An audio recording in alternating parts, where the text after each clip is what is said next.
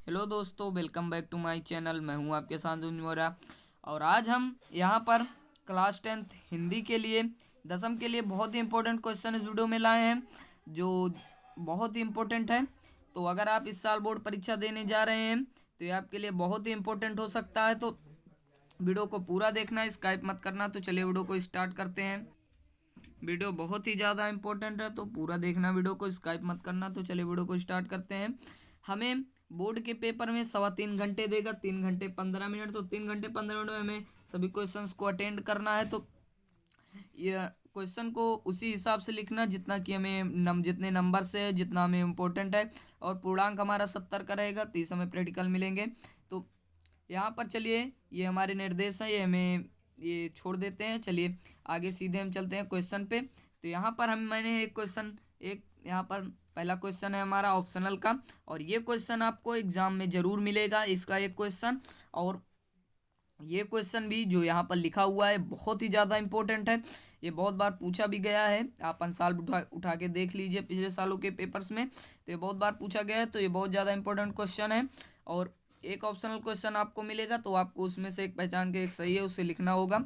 तो आज चलिए देखते हैं दूसरा क्वेश्चन। हमारा दूसरा क्वेश्चन है, निम्नलिखित कृतियों में से किसी एक लेखक का नाम लिखिए। तो हमें यहाँ पर 4 कृति दी हुई हैं।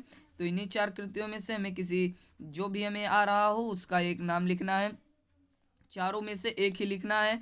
और ये लालचीन गांधी जी की देन, हिंदी साहित्य का विमर्श, प्रेम सागर, ये 4 हमारे बहुत ही ज़्यादा इंपॉर्टेंट है।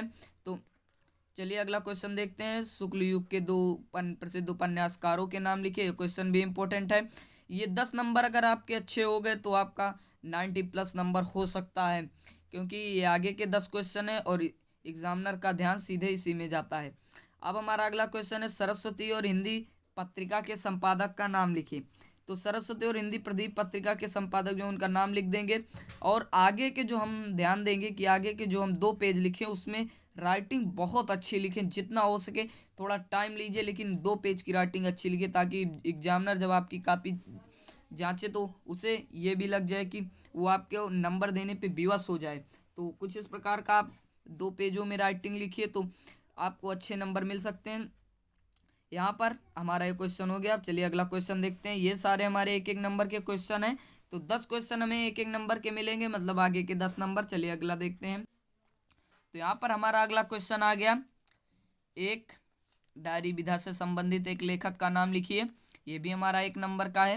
फिर हमारा अगला क्वेश्चन, छायावाद की 2 प्रवृत्तियां, रीति मुक्त की 2 प्रवृत्तियां, इसके विशेषताएं लिखनी है। और ये बहुत ही ज़्यादा इंपॉर्टेंट है। छायावाद की विशेषताएं, जितने भी एग्जाम हुए ऐसा कोई एग्जाम नहीं गया जिसमें पूछा न गया हो छायावाद की विशेषताएं। तो इसे आप अच्छी तरह से याद कर लीजिए। और रीति मुक्त के 2 कवियों के नाम, तो रीति मुक्त 2 कवियों के नाम भी लिख देंगे, और ये भी इम्पोर्टेंट है। ग्रंथि के रचनाकार, ये बहुत ही कम पूछा गया है तो इसे बहुत ज़्यादा इंपॉर्टेंट नहीं है। अब हमारा अगला क्वेश्चन है, निम्नलिखित गद्यांशों में से किसी एक प्रश्न का उत्तर दीजिए। तो ये हमारा यहाँ पर एक हमें पैसेज दे देगा, एक पैराग्राफ, या किसी एक कल 4-5 लाइनों का एक हमें दे देगा पैराग्राफ, और उसी में से हमें क्वेश्चन पूछेगा। तो 10th के लिए जयशंकर प्रसाद का और उनका भगवत शरण उपाध्याय का, जो हमारा है ठूठा, वो भगवत शरण उपाध्याय का, ये हमारे दोनों बहुत ही इम्पोर्टेंट को हैं पार्ट। तो इन्हीं दोनों में से अधिकतम हमारे पूछे जाते हैं, ज़्यादातर क्वेश्चन इन्हीं से आते हैं, इन्हीं से पैराग्राफ देते हैं। तो यहाँ पर रेखांकित पाठ की व्याख्या और इसके कुछ इसमें एक प्रश्न दिया रहेगा, व्याख्या और संदर्भ हमें लिखना होगा। तो चलिए अगला क्वेश्चन देखते हैं। और हमें एक अथवा में भी यहाँ पर दिया रहेगा, तो हमें अथवा में भी एक दिया है, और यहाँ पर दोनों में से एक ही करना है, तो कोई भी आप कर सकते हैं। अब हमारा अगला क्वेश्चन है, मैं बता दूं इसे पहचानने की एक टेक्निक होती है। पूरा पैराग्राफ आप पढ़िए, कहीं ना कहीं कुछ ऐसा शब्द एक या एक से ज़्यादा ऐसे शब्द आए होंगे जिससे कि आप इसे पहचान सकें अच्छी तरह से। तो यहाँ पर कोई शब्द देख, ईर्ष्या आया है, तो ये हमें इससे पता लग जाएगा, ईर्ष्या तू ना गई मेरे मन से, ये जो रामधारी सिंह दिनकर द्वारा लिखा गया है, तो वही उसी का ये है। कुछ ना कुछ इसमें आ जाएगा ऐसा जिससे हम पहचान ले। कितना जीवन परस पड़ा इन दीवारों पर आजा बंडा, कहानी से टकराती चली गई बंदरों की, यहाँ हिरणों की क्रूरता, भय की दया, त्याग जहाँ बेरहमी है। तो यहाँ पर ये भी कलाकारों के यहाँ पर आ गया। तो यहाँ पर जो हमें भगवत शरण उपाध्याय द्वारा ये पाठ लिखा गया है तो उसमें से ये आ गया। तो आप इसे अच्छी तरह से एक एक शब्द पढ़िए, कहीं ना कहीं तो उस पाठ का ऐसा शब्द आए हो जिससे आप पहचान सकें। तो ये टेक्निक होती है इसकी। हमारा अगला क्वेश्चन है, अब हमें यहाँ पर कुछ क्वेश्चन इसमें पूछा है। अब हमारा अगला क्वेश्चन है, एक यहाँ पर हमें एक पद्य दे देगा और उस पद्य में से हमें कविता की कुछ लाइनें, उन्हीं में से हमें इसको ढूंढना है। तो यहाँ पर ये और ये दिया गया है, एक ये और यहाँ पर एक ये तो हमारा बहुत ज़्यादा इम्पोर्टेंट नहीं है क्योंकि ये बहुत ही कम बार पूछा गया है। लेकिन हमारा ये मेवाड़ केसरी देख रहा केवल रण का न तमाशा था, ये बहुत बार पूछा, जो श्याम नारायण पांडे द्वारा हल्दी घाटी लिखा गया वही उसमें कहा है और ये बहुत इम्पोर्टेंट है, तो ये पूछा जा सकता है। अब हमारा अगला क्वेश्चन है यहाँ पर, निम्नलिखित में से किसी एक लेखक का जीवन परिचय एवं उनकी रचनाओं को लिखिए।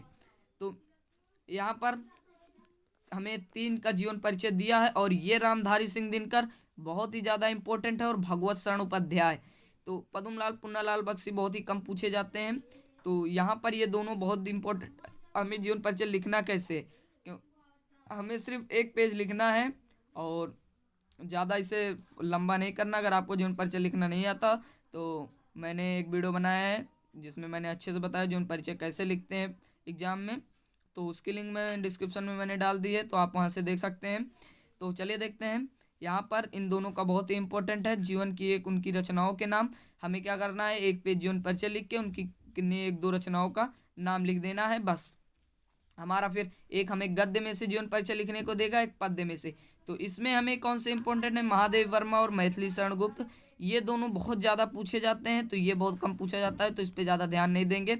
महादेव वर्मा और मैथिली शरण गुप्त, और जो हमारे जयशंकर प्रसाद हैं वहाँ से उनसे क्वेश्चन बहुत ज़्यादा आते हैं। तो चलिए देखते हैं अगला। तो हमें अगला क्वेश्चन है हमारा संस्कृत में अनुवाद, संस्कृत का हिंदी में अनुवाद करना है। तो हमें एक क्वेश्चन ये भी देगा संस्कृत के कुछ आके इसका अनुवाद करना और इसका संदर्भ भी लिखना है। तो या हमें ये दे देगा एक, या कविता दे देगा, दोनों में से हमें एक ही करना है। तो ज़्यादातर ये वाला करते हैं। और इसमें हमारा कौन सा पार्ट ज़्यादा इंपॉर्टेंट है, प्रयाग वाला जो हमारा पार्ट है वो बहुत ज़्यादा इंपॉर्टेंट है और उसी में से लगभग ये आता है। तो यहाँ पर फिर हमारा अगला क्वेश्चन है, अपनी पाठ्य पुस्तक से कंठस्थ के श्लोक याद कीजिए। तो हमें पूरे किताबों में से हम सिर्फ 2 श्लोक याद कर लें। मान लीजिए आपको कोई श्लोक याद है और वो ही पेपर में आ गया तो आप क्या करेंगे फिर, तो हमें 2 श्लोक याद करके रखना है। मान लो एक आ गया तो एक तो हम कर ही सकते हैं। तो यहाँ पर एक हमारा 2 याद कर लेंगे तो एक हमारा फंस जाएगा। तो कोई भी आप लिख सकते हैं, सिर्फ उस किताब का हो, इस पाठ का हो, अपनी पाठ्य पुस्तक का। तो यहाँ पर हमें 4 क्वेश्चन दिए हैं और हमें 2 का यहाँ पर उत्तर लिखना। 4 क्वेश्चन हमें दिया हुआ है, चारों में से हमें 2 का करना है, जो 2 आपको आ रहा हो। और ये जो हमारा है विद्या केन वर्धते और ये भारतीय संस्कृति कीदृशी अस्ति, ये 2 बहुत ज़्यादा इंपॉर्टेंट है और ये बहुत कम पूछा जाता है। श्वेत केतु वाला, श्वेत पुत्रा वाला, और ये बहुत ये भी इंपॉर्टेंट है, बहुत बार पूछा गया। और ये दोनों तो मोस्ट इंपॉर्टेंट है, बहुत ज़्यादा इंपॉर्टेंट। तो ये दोनों आप याद कर लीजिएगा। और फिर हमें हास्य रस का स्थायी भाव, ये सब तो हमें लिखने को देगा। रस छंद अलंकार, तो रस छंद अलंकार में हमें 2 रस याद करने, 2 रसी हैं हमारे, 2 रस याद कर लेना है और 2 अलंकार याद कर लेंगे। तो तीनों हम, अगर आप जानकारी के लिए याद करना है तो 3 याद कर लीजिए, नहीं तो 2 आप याद कर सकते हैं। क्योंकि परीक्षा में हमें 2 पूछा जाएगा तो एक तो हमारा फंसेगा ही फंसे और हमें एक ही लिखना होगा। तो हमें यहाँ पर क्या देगा, हास्य रस के या तो परिभाषा या उदाहरण लिखने को देगा, या तो हमें एक दे देगा एक पंक्ति और उसमें पहचानना होगा कौन सा उसमें रस है। फिर उपमा होता उत्प्रेक्षा, जैसे आपने उपमा और रूपक याद कर लिया, उपमा उत्प्रेक्षा याद कर लिया या रूपक उत्प्रेक्षा याद कर लिया, तो दोनों में से तो हमारा एक फंसना है। तो उत्प्रेक्षा फंस सकता है, उपमा फंस सकता है, दोनों में से कोई भी आ सकता है। परिभाषा उदाहरण सब अच्छे से याद कर लेंगे और उसका स्पष्टीकरण भी याद कर लेंगे। तो एक हमें यहाँ पर दिया उदित उदय गिरिमंच पर, ये हमारी बुक का ही है, जो हमारे धनुष भंग का पाठ का। और इसमें बता दूं इसमें एक रूपक अलंकार है। तो और हमारा अगला क्वेश्चन है यहाँ पर भी हमें पहचानना और छंद भी याद कर लेंगे। सोठा रोला है तो एक याद कर लेंगे, अगर आपको जानकारी के लिए याद करना है तो दोनों याद कर सकते हैं, नहीं तो एक ठीक है। और यदि इनमें हमें एक उपसर्ग लिखना है, किन्हीं एक का ही लिखना है, तीन के लिखने हैं, एक एक शब्द बनाना है। अब से हमें एक शब्द बनाना है, अनु से अधि से, आप तीन में से पांचों में से तीन का कोई बना लीजिए। फिर हमें दो का प्रत्यय लिखना है और एक एक शब्द बनाना है। तो और फिर हमारा अगला है ये पांचों और ये पांचों आप याद कर लीजिए, ये आपके फंस सकते हैं, इन्हीं में से कोई एक फंस जाएगा। तो किन्हीं में दो समास विग्रह करना है, तो समास हमारे चार समास है, पांच समास है, चार समास है। तो चारों में से हमें याद कर लेना है और हमें सिर्फ पहचानना है कौन किसमें कौन सा समास है। तो ज़्यादातर हमें क्या पहचानना होगा, जिसमें ये हमें ये इसका चिन्ह मिल जाएगा वो वाला हमारा हो जाएगा। चार थे द्वंद्वा, मतलब जिसमें और का अर्थ आ जाए, तो ये हमारा हो जाएगा द्वंद्व समास। और जिसमें संख्यावाची द्विगु त्रिफला, तीन फलों का समूह, ये संख्यावाची हो गया, तो यहाँ पर हो जाएगा द्विगु समास। तो हमें इन्हीं दोनों, ये दो तो जरूर दिए रहेंगे तो दोनों में से पहचान लेंगे, नहीं तो दिए रहेंगे तो आप अलग से भी कर्मधारय और बहुब्रीहि भी याद कर लीजिए। अब हमारा अगला है तत्सम तद्भव लिखना है। तत्सम तद्भव यहाँ पर हमारा इंपॉर्टेंट है पत्ते का और ये भीख का और ये हाथ का। तो भीख की भिक्षा होगी, हाथ का हस्त होगा, पत्ता का पत्र होगा। तो ये नारियल बहुत ही कम पूछा जाता है, तो ये तीन बहुत ज़्यादा मोस्ट इंपॉर्टेंट है, तो इन तीनों को याद कर लीजिए। अब हमारा अगला क्वेश्चन है पर्यायवाची लिखना। पर्यायवाची ज़्यादातर फंसता है हमारा जंगल का या तो चंद्रमा का। ये भी इम्पोर्टेंट है क्योंकि पुष्प का भी बहुत बार पूछा गया और कमल का भी। तो कमल तो सब लोगों को लमसम पता रहता है, पंकज, अंबुज, नीरज, ये सब तो सबको पता रहता है। जंगल का अरण्य, वन, चंद्रमा का शशि मयंक और पुष्प का हो गया हमारा ये सुमन, पुहुप। अब हमारा अगला क्वेश्चन है यहाँ पर संधि लिखना है। तो संधि हमारी लिख देंगे, हमारी दो संधि हैं, यण संधि और वृद्धि संधि। तो दोनों में से पहचान लेंगे कि हमें अगर लक्षण पता है तो हम अच्छे से पहचान सकते हैं। ज़्यादातर हमें इसमें दोनों संधियाँ दी रहेंगी, तो दोनों में से हमें कोई पहचानना है। फिर हमारा अगला क्वेश्चन है हमें किसी एक का, यहाँ पर जो रूप हमने याद किया है रूप वो भी हमें लिखने को देगा। तो मधु अथवा मति दिया है, युष्मद् अथवा स्त्रीलिंग दिया है। और फिर हमारा अगला है यहाँ पर हमें धातु रूप देगा। तो धातु रूप भी ये पठति का मतलब हमें जो हमारे चार धातुएं हैं, पांच धातुएं, उनमें से दो याद कर लीजिए, दो में से उन्हीं में से फंस जाएगा। तो एक की तरह तो लगभग सब चलते हैं, तो एक याद कर लीजिए, लगभग आपने सब याद कर लिया। तो अब हमें देगा यहाँ पर कि हमें चार वाक्य देगा और उसका हमें संस्कृत में अनुवाद करना होगा। तो संस्कृत में अनुवाद तो थोड़ा कठिन होता है, लेकिन ये वर्षा पड़ती है या आप किसी और कोई और नाम दे सकता है। तो वर्षा पड़ती है, वृक्ष से फल गिरते हैं, ये दोनों हमारे बहुत ज़्यादा इंपॉर्टेंट हैं। और ये पवन देश की रक्षा करता है, तो ज़्यादातर पूछा नहीं जाता, लेकिन वह घर कल जाएगा ये भी पूछा जाता है। और ये दोनों तो हमारे मोस्ट इंपॉर्टेंट है। हमारा अगला क्वेश्चन है निबंध वाला। तो यहाँ पर हमें एक निबंध लिखने को देगा और निबंध हमारा बहुत ज़्यादा इंपॉर्टेंट है, 6 पेज से कम हमें लिखना नहीं होता। तो यहाँ पर इंपॉर्टेंट है प्रदूषण वाला, भारत स्वच्छता अभियान और जीवन में अनुशासन का महत्व। ये हमारे तीन बहुत ज़्यादा इंपॉर्टेंट हैं, ये तो बहुत कम पूछा जाता है, तो इस पर ज़्यादा ध्यान नहीं देंगे, ये तीन लिख देंगे। अच्छे से आप निबंध पढ़ के जाइए, जितना ज़्यादा हो सके उतना लिखिए, क्योंकि ये 6 नंबरों का हमारा आता है और 6 नंबर हमें किसी भी हाल में लेने हैं। अब हमारा अगला क्वेश्चन है यहाँ पर एक हमें जो हमारा नाटक दिया रहेगा उसमें से, इसमें हमें कम से कम 14-15 दिए रहते हैं, तो हमें कोई एक ही करना होगा जो हमारे खंड काव्य में हो।